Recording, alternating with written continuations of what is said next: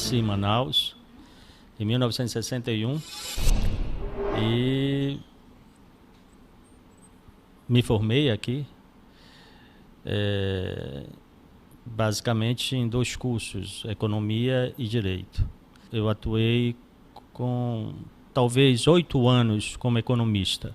Fui professor universitário de economia, e na área jurídica eu exerci a função de promotor de justiça, tanto na capital quanto no interior, né? Itacoatiara, Itapiranga, e fiz alguns júris no interior.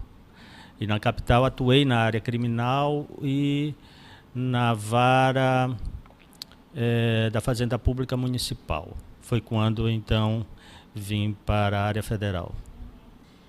Exerci a função na área jurídica de promotor de justiça até 1995, quando passei para o concurso para procurador da República, e de lá para cá estou até agora.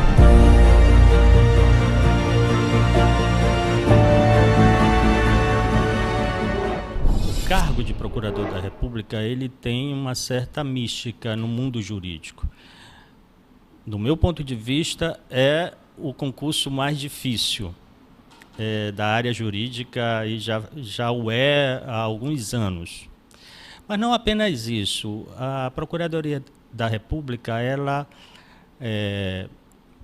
dá ao jovem atuante na área jurídica uma possibilidade de realização de um ideal. Na época, eu lembro que o Procurador-Geral da República era o Dr. Aristides Junqueira, e ele estava com uma atuação muito firme em relação ao caso Collor, eu me lembro bem. E isso inspirou muitos jovens a querer ingressar no Ministério Público. Eu digo sempre que a função de um Procurador-Geral da República não é apenas uma função administrativa ou jurídica. Ele tem essa função ética de passar à sociedade esse padrão de exercer um cargo público de forma digna e de mostrar que é possível você compatibilizar a sua atuação com valores que nem muitas vezes são seguidos em função de uma certa concepção prática de resultados, etc. Mas o Procurador-Geral da República tem isso, ele tem essa responsabilidade. E eu lembro bem que, na época, o doutor Aristides havia inspirado uma geração de jovens, e eu já era promotor de justiça. Então teve esse fator, que eu acho que foi preponderante. Se você quer saber, quando eu vim para a Procuradoria da República, eu vim ganhando menos do que eu ganhava como promotor de justiça. Mas isso não importa, né?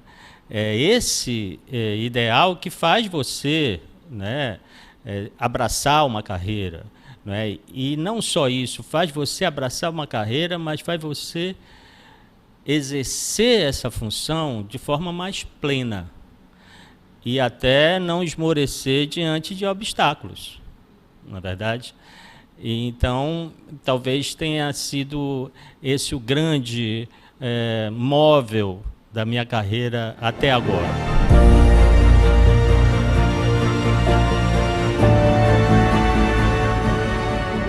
Eu me lembro que não havia na Procuradoria divisão por ofício.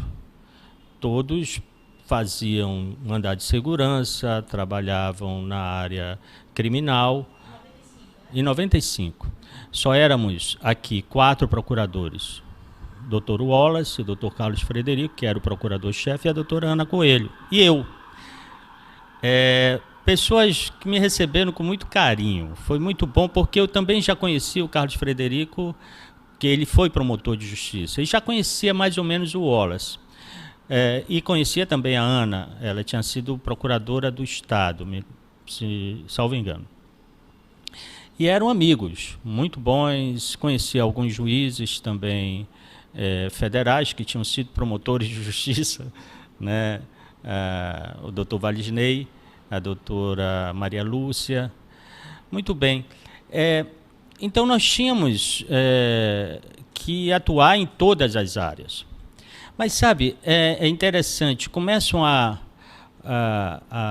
vir, eu digo sempre que se o procurador ele pode escolher o que é que ele vai ser dentro da procuradoria. Qual o tipo de procurador que ele quer ser? Se ele quer ser um procurador, um burocrata, ele pode ser, tranquilamente. Ele vem a distribuição dos processos, ele atua no processo, vai para casa e tudo bem.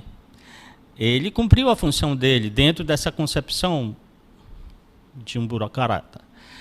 Ele pode ter certeza que ele não vai ser incomodado pela corregedoria durante a vida, né, profissional dele, porque dificilmente ele vai sofrer representações, por ele apenas fazer aquele trabalho dele.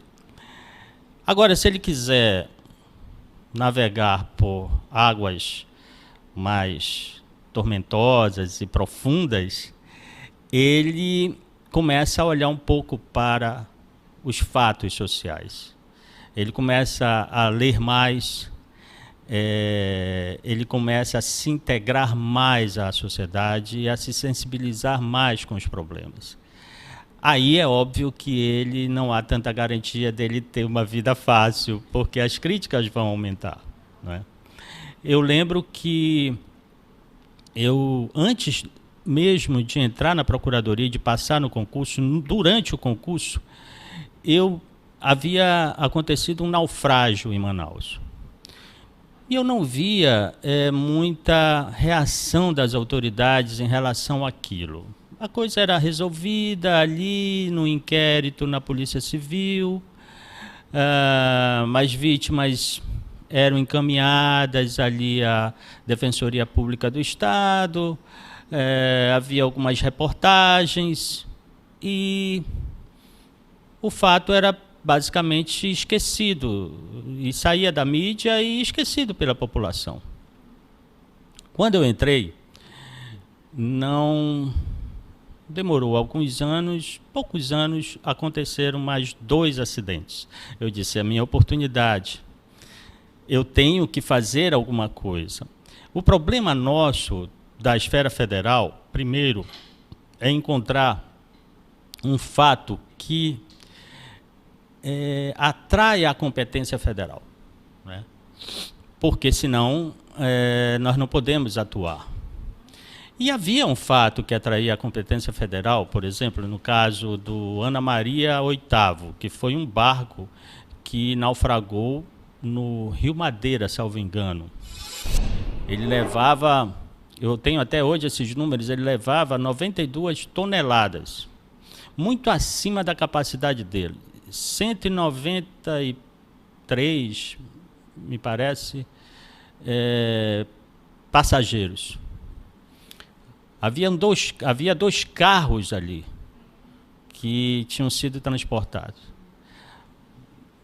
Milheiros de tijolos, etc. Eu soube isso depois, no inquérito civil que eu instaurei.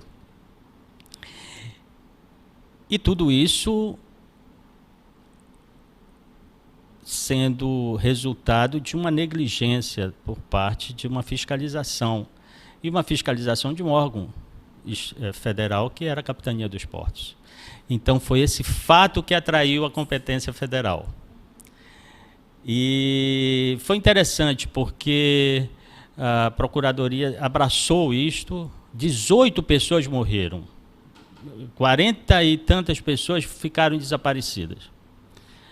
E você pode imaginar a dor e o sofrimento daquelas famílias que ficaram ao léu, ficaram totalmente órfãs do Estado. E nós então fazíamos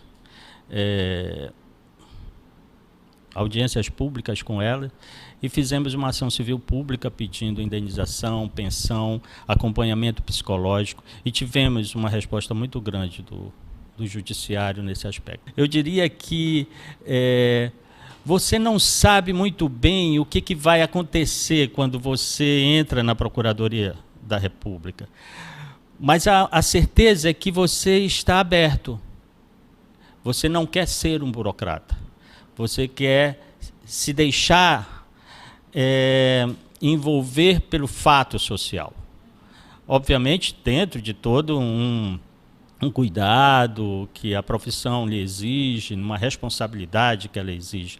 Mas se você tem isso, aí a coisa ela se desenvolve por si mesma.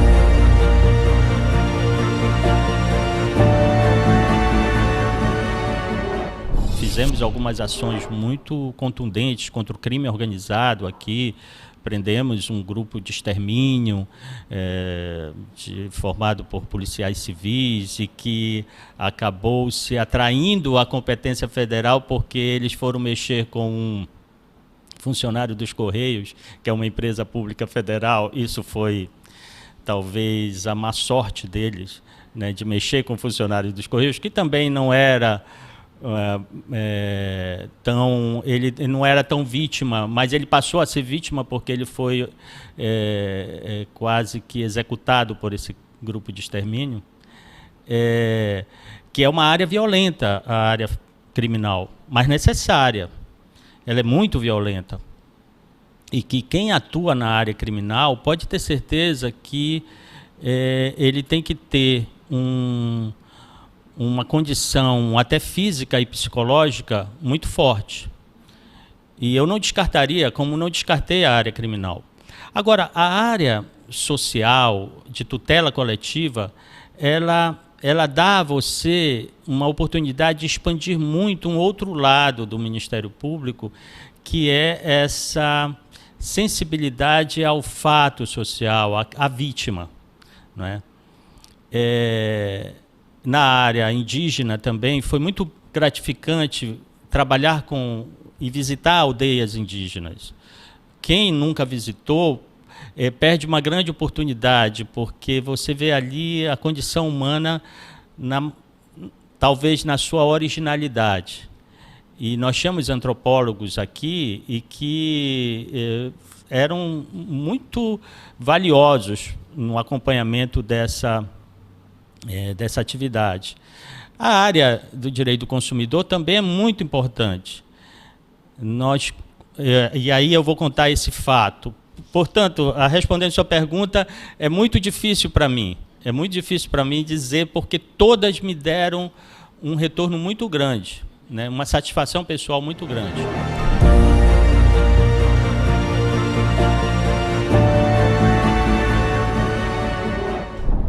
Eu lembro que uma certa vez eu estava aqui, era nessa sala aqui do procurador-chefe, e a minha chefe de gabinete, que era a doutora Indira, que hoje é juíza do trabalho, chegou a mim e disse que tinha uma senhora querendo falar comigo. Ela não tinha marcado... Eu estava com muito processo. Teve uma época que eu fiquei sozinho na procuradoria, não é? Então, utilizando os outros gabinetes, porque os colegas ainda estavam em processo de remoção e de posse também. Muito bem. Mas eu estava com muito processo e eu poderia muito bem não atendê-la ou dizer para ela marcar um horário que eu pudesse atender. Eu ia deixar de fazer o que eu estava fazendo para atendê-la. E você sabe que uma conversa, ela exige tempo, né? Eu nunca gostei de atender uma pessoa às pressas. Isso não é bom. Mas ela disse: doutor, eu tenho uma senhora aí que quer falar. Ela disse o assunto, a Indira disse: não, ela quer falar com o senhor. Eu disse: tá bom, pode mandar ela entrar. Parei o que eu estava fazendo, estava naquela mesa, ela sentou-se e começou. Disse: doutor, eu vim aqui porque eu estou com um problema. Eu disse: pois não, pode falar. O problema que ela trouxe, aparentemente, não tinha nenhuma repercussão federal. Começa daí. Eu deixei ela falar, até por educação e por respeito a ela. Ela veio falar com o procurador da República, deixa ela falar. E ela contou um caso simples, que acontece todo dia, né? Tanto aqui como em São Paulo, como no Rio, etc. Ela disse que tinha comprado um apartamento na planta e a construtora faliu. E uma outra construtora assumiu, então, o empreendimento. Só que, ao assumir, estabeleceu novas regras de contrato, aumentando o valor, principalmente das prestações, o valor do imóvel. E ela achava aquilo injusto, porque ela já havia feito um contrato e estava sem condições de pagar. Basicamente era isso. E eu disse, bom, eu vou deixar ela contar. Ela contou os problemas familiares, etc. E eu tinha por regra fazer o seguinte, não deixar, mesmo que nós não pudéssemos atuar, que a pessoa saísse da procuradoria, apenas conversei com o procurador, ele disse que não era lá e que me indicou aqui a Defensoria Pública, etc. Eu sempre achava que ela tinha que sair com algum documento. Então, como eu era PRDC também, eu tinha já combinado com os funcionários da PRDC que eles ouvissem, porque a nossa lei complementar permite, no artigo 11, salvo engano, que nós tomemos conhecimento do fato e, se não for da competência federal, se não desafiar a nossa atuação, nós encaminhemos aquilo. Eu digo, não, vamos fazer isso formalmente, para ele saber que ele saiu da Procuradoria da República com um documento e que ele foi encaminhado, através de um ofício, à Defensoria Pública do Estado ou até da União, se fosse o caso, né? Eu disse, tá bom, olha, a senhora vai ser ouvida formalmente por uma funcionária nossa e eu quero explicar à senhora que eu entendo o seu problema, acho que há aí uma violação ao seu direito individual e eu vou encaminhar a senhora, então, à Defensoria Pública do Estado, etc. Vou mandar um ofício à defensora-chefe lá, etc. Aí ela disse, mas doutor, eu insisto, esse homem é muito mau, ele faz muito mal às pessoas. É interessante, eu poderia ali simplesmente continuar com aquele meu procedimento, mas deu uma intuição. E ela disse, por que o senhor não chama ele? Aí eu disse, muito bem, eu vou ouvir a outra parte, eu vou chamá-lo. Me deu o nome dele. Bom, eu vou resumir a história. Ele veio, mas eu fui despretensiosamente, já dizendo para ele que eu estava apenas instruindo um encaminhamento, não era nem um procedimento, porque eu não podia nem instaurar, um encaminhamento do caso à Defensoria Pública. Fui explicando para ele isso. Mas ele se sentiu, creio eu, de certa forma, desafiado e resolveu simplesmente revelar um dos maiores esquemas de corrupção que ele participava junto à Caixa Econômica. Veja, para resumir, isso aí gerou uma série... Primeiro gerou um inquérito civil nosso. E aí sim, a competência federal veio pela Caixa.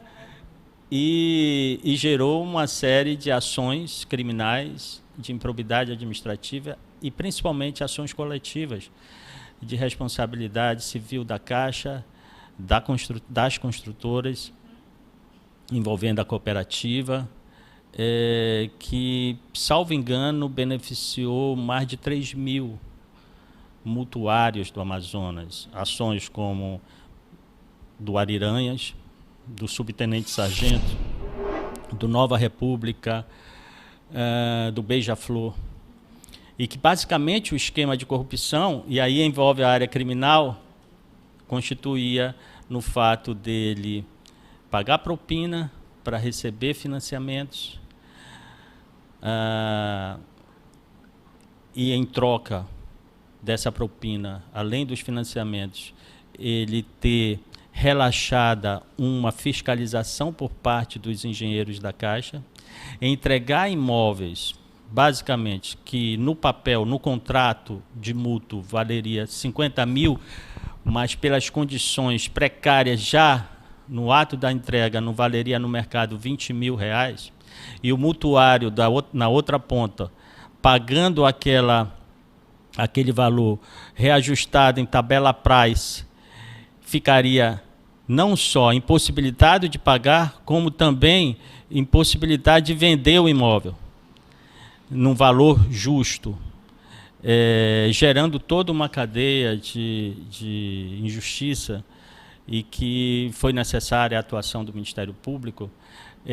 Voltando para o fato, eu vejo que se eu não atendesse aquela senhora que veio contar um problema dela, obviamente eu não digo que o caso não iria estourar em alguma outra procuradoria, algum outro órgão federal, etc. Mas certamente iria demorar mais. Então, são situações que prevalece a sua disposição em olhar o fato, em se deixar envolver por ele e se sensibilizar com ele, que parece que abre uma cortina e você diz: meu Deus, olha onde essa senhora me levou, não é? Então, esse caso é interessante, isso eu nunca esqueço, esse fato que gerou anos de trabalho e de ações na Procuradoria.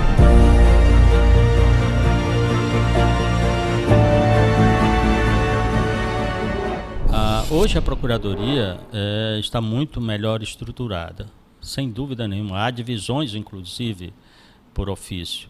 O único ofício que era dividido mesmo era o eleitoral. Havia um procurador regional eleitoral, né? Então havia esse problema. Como eu falei para você, teve época que eu fiquei sozinho na Procuradoria. Eu me lembro que a produção da Procuradoria, ela se assemelha, às vezes, a uma necessidade de racionalização. Eu me lembro que vinham muitos casos criminais, eu estava com ele, e eu tinha que corrigir minutas, por exemplo, dos outros gabinetes que ainda não tinham procuradores, porque eu estava só. E eu disse o seguinte, eu reuni com os assessores, eu disse: olha, nós vamos ter que racionalizar isto. O que é racionalizar, para mim, no ponto de vista jurídico?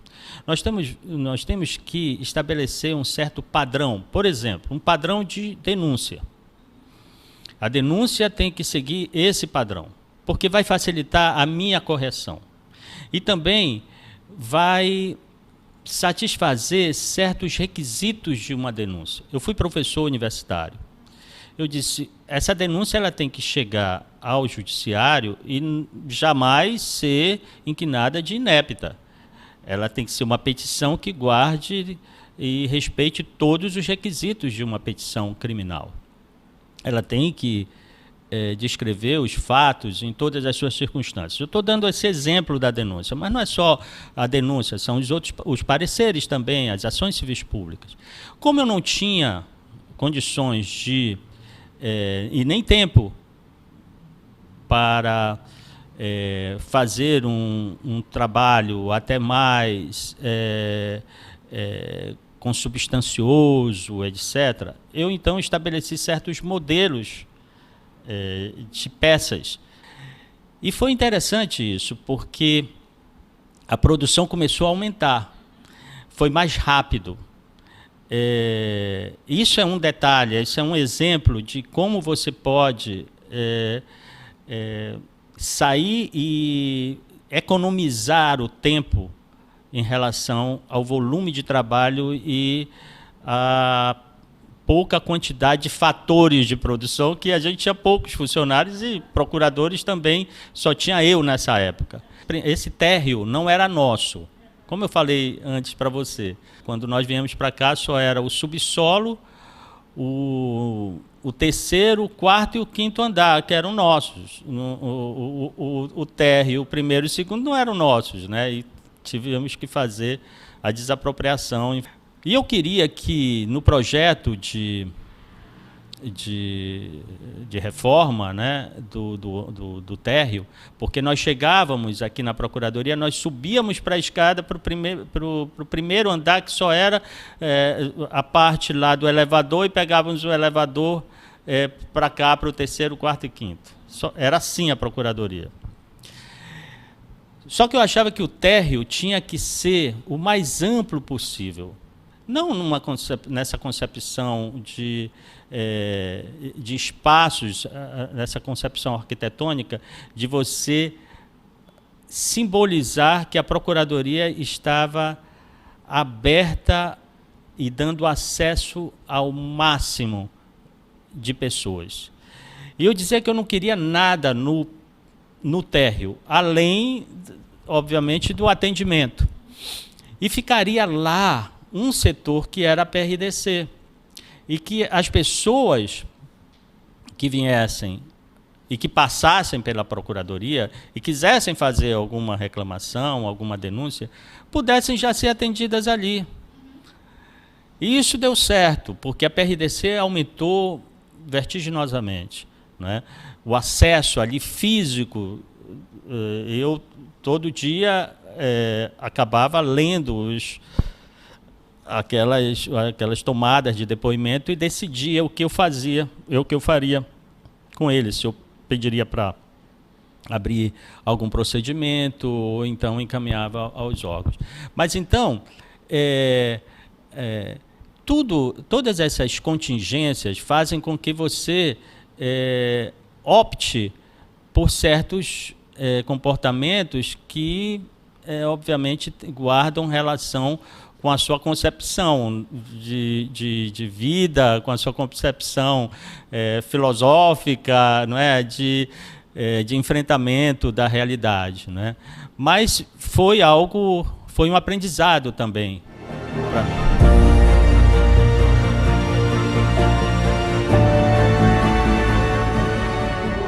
Olha, eu me lembro que quando eu cheguei na Procuradoria, havia um time de futebol da Procuradoria. E eu, como gosto muito de futebol, me integrei ao time, né? Me integrei. E nós até não fizemos feio, não. Nós jogamos com o PRT, mas me integrei também para mostrar que o procurador, ele também é um ser humano e também, meu Deus, tem que haver uma certa aproximação do líder com os liderados, né? E havia na Procuradoria uma certa insatisfação,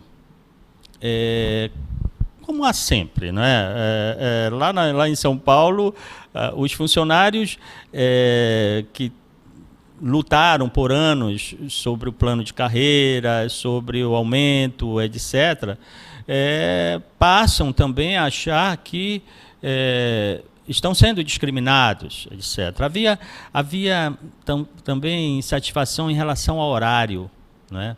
Eu me lembro aqui, isso foi em 95, eu assumi a Procuradoria, a chefia, salvo engano, em 97, salvo engano.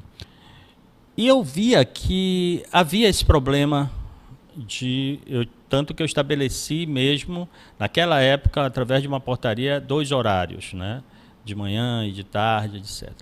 Mas eu achava que isso era pouco, eu achava que era necessário que se incentivasse as pessoas a gostar de vir para cá. Eu acho esse prédio, ele com um astral muito bom, eu sempre achei isso. Eu acho que a condição de você ir para o trabalho, você tem que ter orgulho de ir para aquele trabalho, você tem que ter orgulho de pertencer aos quadros de uma instituição que está atuante na sociedade, né? E eu me lembro que eu criei um slogan dizendo assim, que alegria, hoje é dia de procuradoria. E tinha um auditoriozinho, hoje é esse melhor, que foi depois da reforma. Mas tinha uma sala no terceiro andar que nós transformamos em auditório. Eu fazia muitas reuniões com os funcionários, de incentivo mesmo, né? E acabei tendo uma resposta muito grande. É óbvio que quem trabalhava comigo aqui era a Indira, que foi, inclusive, minha estagiária na época, depois se formou e veio como chefe de gabinete. O Sérgio Roberto, que hoje é promotor de justiça, né? O Mário Fernandes, que foi da Coju, né, durante muito tempo. Essas pessoas, elas eram a minha equipe, que chegava aqui sábado, domingo, se reunia porque o trabalho era muito grande, né? Mas que eu podia contar em qualquer momento com eles. Essas pessoas foram muito importantes para mim. Teve o Erickson fazia certas gravações minhas de, por exemplo, nas madeireiras, o inquérito civil das madeireiras, onde eu trazia os madeireiros todos aí, Greenpeace, etc., e discutíamos os planos de manejo, etc. E o Erickson me acompanhava muito. Ele tem uma facilidade muito grande com a área de informática e me acompanhava nas visitas que eu fazia aos planos de manejo da Getal e outras madeireiras, lá em Taquatiara e outros municípios, e ele filmava todas. Eu não sei nem se ainda existe esses documentos aí, né? E então foi também uma pessoa que eu lembro com muito carinho, e como ele, fora das funções dele também, ele prestava esse serviço para a gente. O Ministério Público, ele naquela época tinha uma sobrecarga em Manaus, né? Depois que foram criadas as PRMs em Tabatinga, em Tefé, salvo engano, então nós acabávamos, por exemplo, indo para os interiores em função, evidentemente, da necessidade de apuração em algum processo. Processo que envolviam, por exemplo, a área indígena. Era sempre importante que nós fôssemos com funcionários, que nos prestasse esse apoio logístico, né? E apoio técnico, sem dúvida. Eu me lembro que as viagens eram programadas em função dessa necessidade.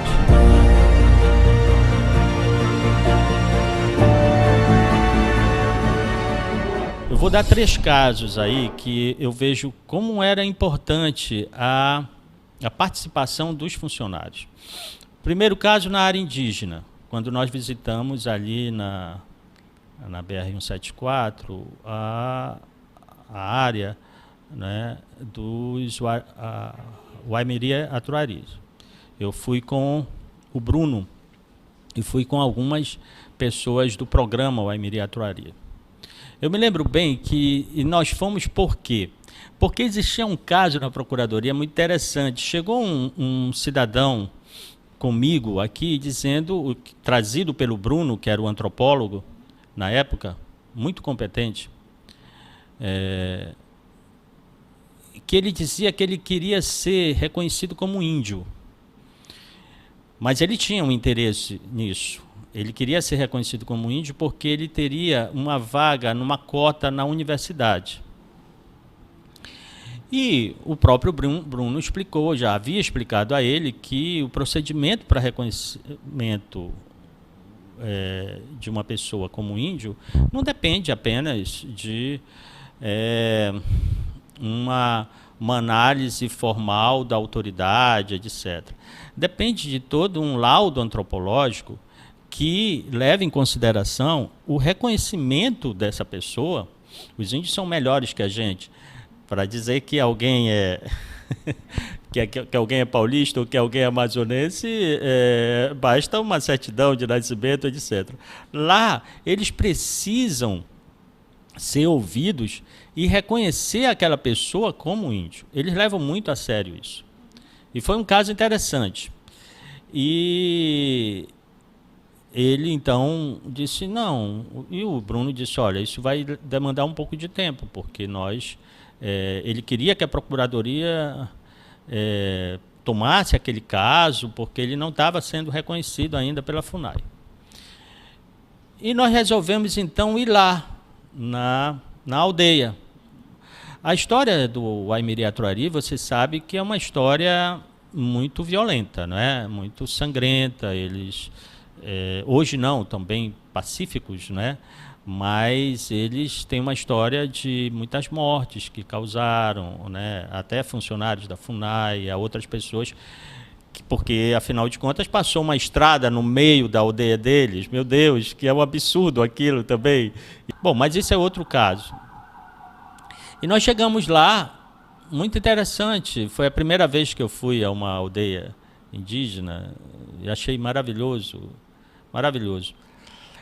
E nós tínhamos, então, que conversar com o cacique para saber se... Eu não recordo mais o nome do rapaz. Se o fulano... E eles já sabiam disso. Se o fulano era ou não da etnia deles. E eu conversando com o cacique, aquela reunião ali, numa das ocas dele, e perguntei ao cacique se o fulano era ou não. Ele disse, olha, ele falava um português relativamente bem, disse, olha, eu já falei com todos aqui, ele não é. Aí eu disse, certo. Simples, não é. Aí disse, e tem mais. Se ele continuar dizendo para o senhor que ele vai morrer. E o Bruno olhava para mim e disse, olha, tudo bem. Eu disse, mas eu acho que vai ser necessário isto, não é? Acho que está bem claro, né, que ele não é aqui. É interessante você ter essa experiência e poder assimilar isso, a cultura, como eles tratam certos valores que nós relativizamos bastante. Aliás, nem nos importamos, somos indiferentes a essas coisas, mas eles não são, né? E eu me lembro que quando o rapaz chegou aqui comigo, eu disse, olha, você quer um conselho? Desista disso. Desista, porque é melhor. Agora, é óbvio, você tem todo o direito de tentar, mas eu já lhe advirto que aconteceu esse fato lá. E... obviamente, esse caso foi resolvido mais ou menos dessa maneira, né? Agora, a atuação do Bruno foi importantíssima, no caso, para me orientar sobre como aquela etnia agia, né? E eu já fui preparado para aquilo, já fui... logicamente, não estava tão preparado com a objetividade do cacique, não é? Eu lembro também que a gente atuou num inquérito civil que investigava a atuação de um assentamento de reforma agrária chamado Vila Amazônia. Vila Amazônia, lá em Parintins. E eu levei não só os funcionários, como... outros funcionários da universidade, do IBAMA, para investigar o desvio que estava havendo ali em relação à falta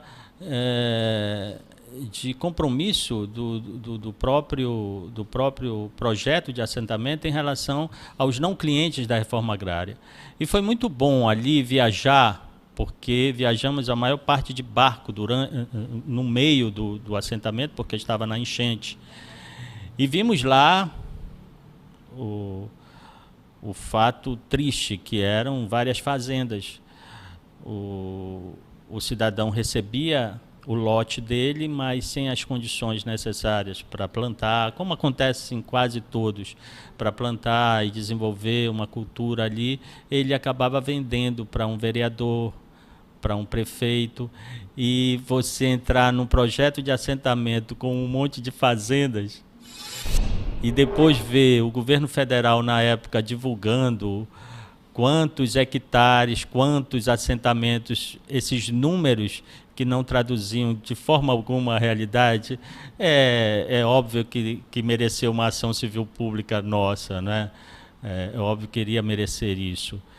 Isto daí foi um fato muito importante que nós produzimos um relatório, isso deu para a gente fazer um grande trabalho. E a outra situação foi quando visitamos aquilo que eu falei dos planos de manejo das madeireiras. Também com a participação dos funcionários, que nos deslocamos, por exemplo, para Itacoatiara, e fomos entrar na mata mesmo para saber se eles estavam ou não cumprindo o plano de manejo com aquele corte seletivo, etc.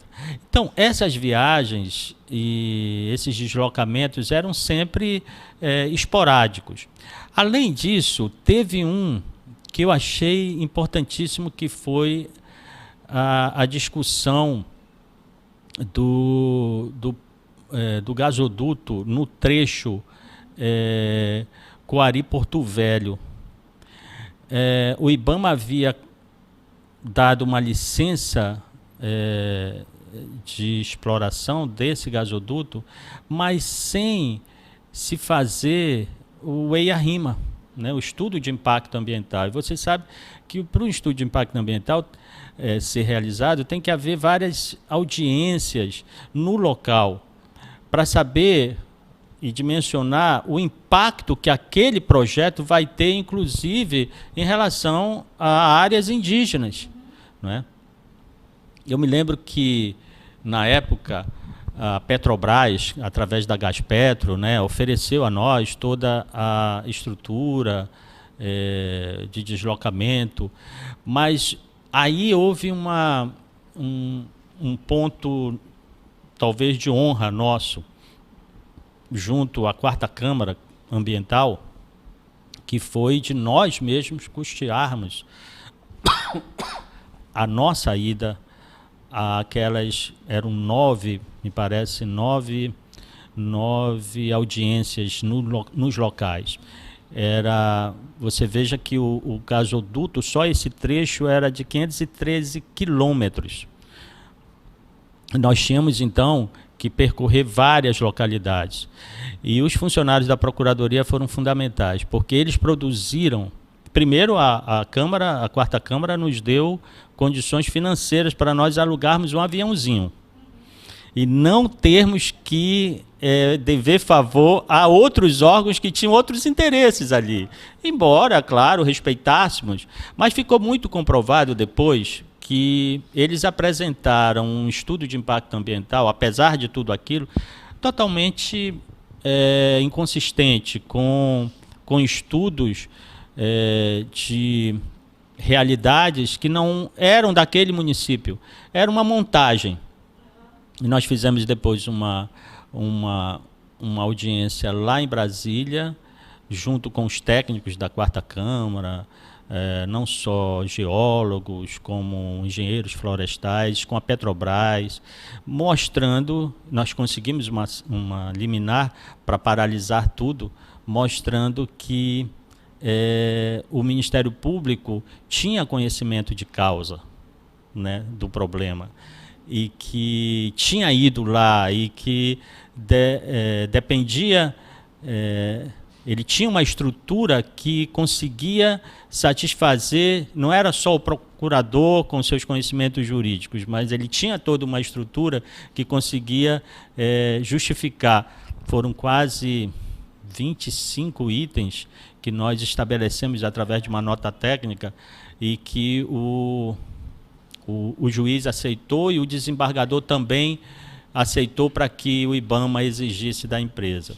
Então, para mostrar como é importante essa atuação do corpo técnico do Ministério Público nas ações.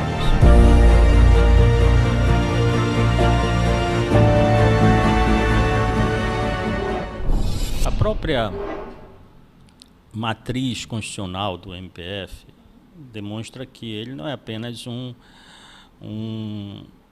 exerce uma função essencial à justiça. Isso é fundamental. Mas ele passa a ser o advogado da sociedade. Ele passa a ter um compromisso mais do que com uma estrutura estatal, ele passa a ter um compromisso com uma estrutura social. O MPF, depois da Constituição, fez valer isto. Eu digo sempre que fazer valer competências não depende apenas de essas competências estarem previstas na Constituição. E fazer valer competências que envolvem uma relação social é mais difícil ainda, porque essa relação ela precisa ser, ela precisa ter uma repercussão. Eu posso muito bem exercer o meu ministério, o meu mistério, oferecendo uma denúncia, porque o Código de Processo Penal, porque a Constituição diz que o Ministério Público é dono da ação penal. Muito bem, eu estou numa relação eminentemente formal entre a minha competência e aquilo que a lei me estabelece. Agora, fazer valer uma competência social é mais difícil, porque eu preciso, no mínimo, ter uma empatia social. Eu preciso ter uma correspondência da sociedade. Se eu não tiver isso, olha, eu posso até promover várias ações, mas eu começo a correr o risco de uma certa artificialidade e que isso não chega no judiciário como uma causa legítima. Eu dou um exemplo. Eu dizia que as ações, por exemplo, em relação aos naufrágios, que eu falei,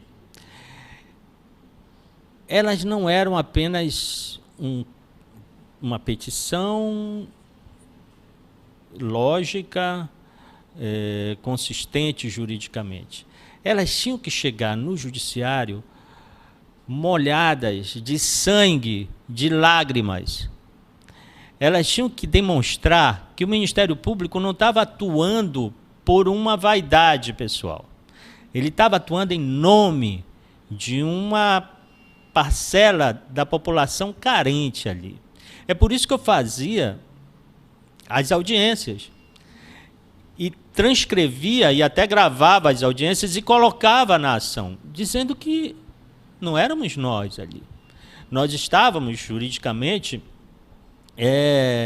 numa substituição processual ali. Nós estávamos numa representação ali da sociedade, mas que era ela falando. Agora, para isso tem que ser verdade. Eu não posso fingir que eu sou o representante, o advogado da sociedade, se a sociedade ou se eu não tenho nenhuma empatia. Não existe nenhuma relação entre nós.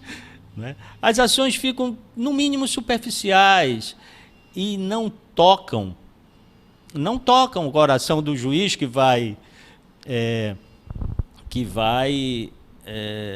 decidir, né? Eu me lembro que numa ação do Getúlio Vargas, que o nosso hospital universitário, etc., ele tinha um contrato com o Estado do Amazonas de um repasse de mais de R$ 1 milhão. Eu me lembro disso. E o Amazonas não passava, o governo do Estado não passava esse dinheiro. E estava morrendo gente no hospital em função dessa desestrutura. E quando nós nos dispomos a fazer essa ação, eu vi várias pessoas que estavam com problemas ali no Getúlio Vargas. E eu me lembro que a cautelar que nós propusemos, ela teve sucesso e houve uma liminar e fez com que o Estado fosse obrigado a pagar aquilo que ele devia.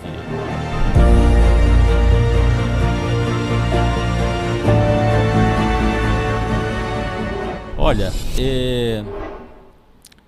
muitas pessoas, e aí eu falo de ouvir as pessoas falarem, muitas pessoas começaram a ver que existia um órgão que pudesse dar prosseguimento, um órgão que elas poderiam confiar. E eu vi isso, eu senti isso. A imprensa pode ser um bom termômetro disso. A imprensa passou, embora eu não queira aqui dizer que tudo que a imprensa publica é algo que procede, etc., mas ela passou a ver no Ministério Público um instrumento, no bom sentido, um caminho para que as repercussões dos fatos pudessem ser mais garantidas, né? Nós éramos, não só eu, como os outros procuradores aqui, nós éramos praticamente convidados a dar entrevista todo dia. Eles acompanhavam mais o fato.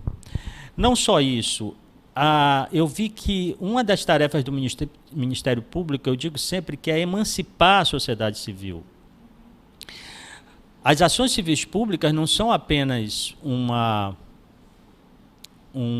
atribuição do Ministério Público. As ações civis públicas também têm como autores, que podem ter como sujeitos ativos, organizações sociais.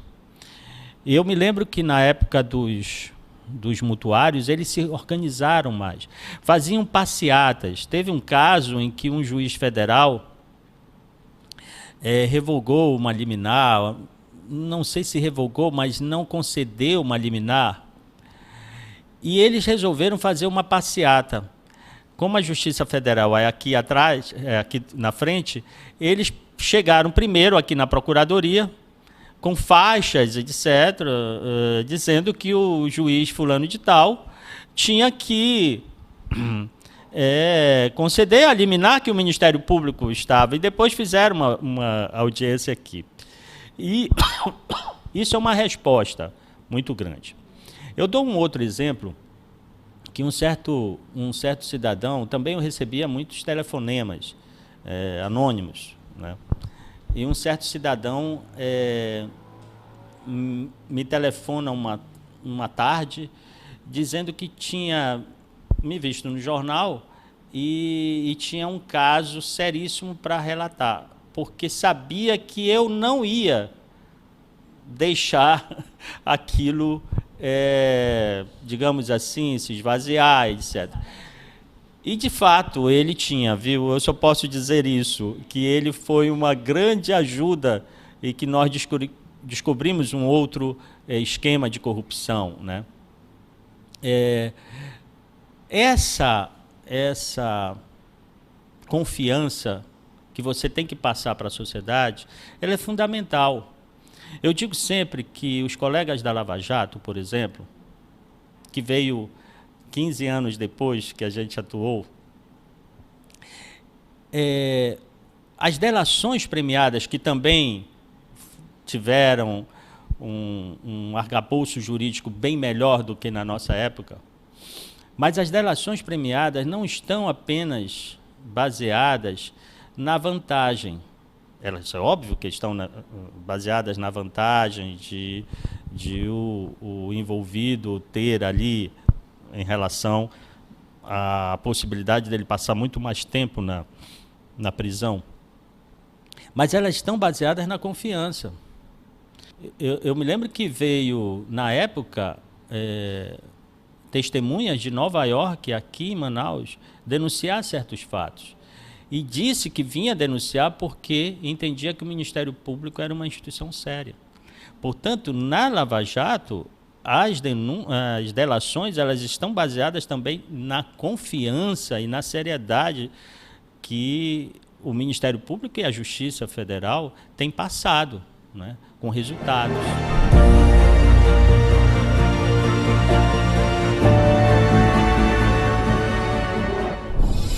Pertencer ao Ministério Público é uma honra e não tem dinheiro que pague isto, não é? Eu brinco com colegas dizendo, olha, questão salarial, questão estrutural, elas todas são importantes, claro, mas não tem importância quando comparada ao resultado e o prazer de viver e de ser Ministério Público e de ser Procurador da República. Não tem. A importância também de se resgatar a memória, ela é fundamental, porque primeiro que ela diz não apenas de onde vemos, mas o que somos, né? Ela diz que nós participamos de algo muito maior que nós mesmos, que é a história.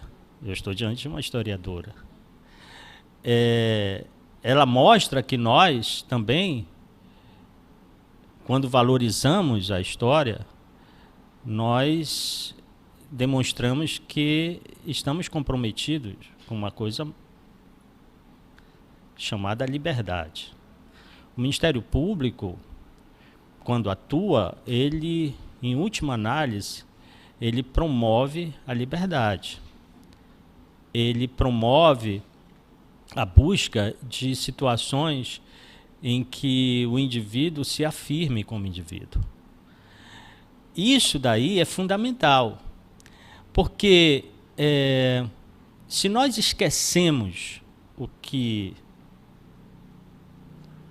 nós somos, se nós sempre estivéssemos voltados para uma concepção de que o que passou deve ser reformulado ou não deve ser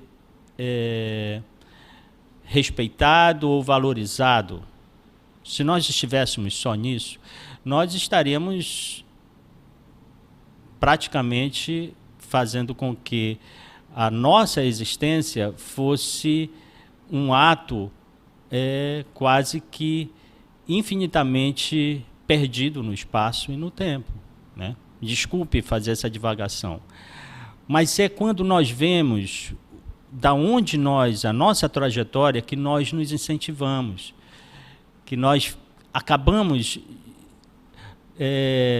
de reconhecer que nós podemos mais, né?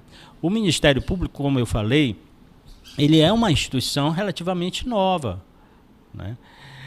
Mas ele demonstra com isso que é possível você atingir outros graus, não apenas na sociedade, mas também na política.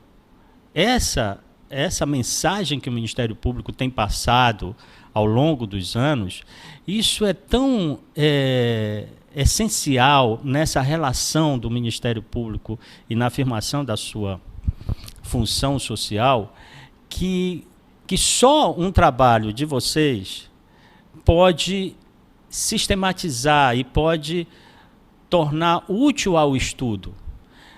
Daqui a alguns anos vão ser estudadas as nossas ações. por exemplo, existe um livro do Dworkin que ele fala, que ele estuda o porquê da Suprema Corte decidir por esta ou aquela opção, ou o caminho. E ele mostra que aquilo dali tem muito a ver com a opção moral e filosófica dos 9 membros da Suprema Corte americana. E se você conhece a atuação, a vida dos membros do Ministério Público, você vai poder ter condições de entender melhor o porquê que essa instituição fez e está fazendo história, né? E por que ela optou por esse ou por aquele caminho, ou por que ela não se contentou em ser apenas mais uma instituição da República, em que alguns passaram a ter certos privilégios e prerrogativas, e que acabou a história, a instituição mudou de nome, e todos ali fizeram a sua parte, burocraticamente, mas não conseguiram ir por águas tormentosas e não conseguiram obter uma pesca muito mais substanciosa, não é verdade?